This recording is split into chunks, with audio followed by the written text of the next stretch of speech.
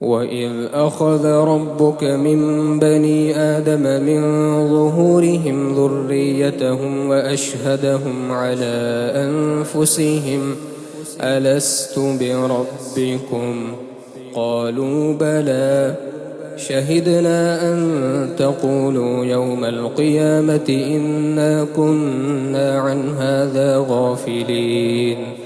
أو تقولوا إنما أشرك آباؤنا من قبل وكنا ذرية من بعدهم أفتهلكنا بما فعل المبطلون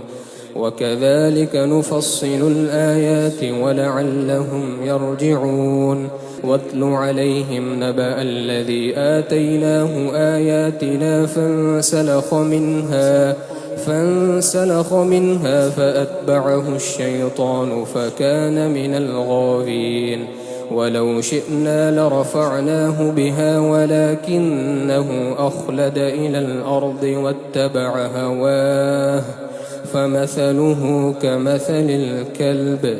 إن تحمل عليه يلهث أو تتركه يلهث ذلك مثل القوم الذين كذبوا بآياتنا فاقصص القصص لعلهم يتفكرون ساء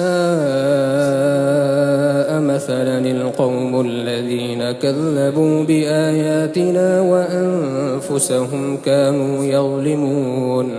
من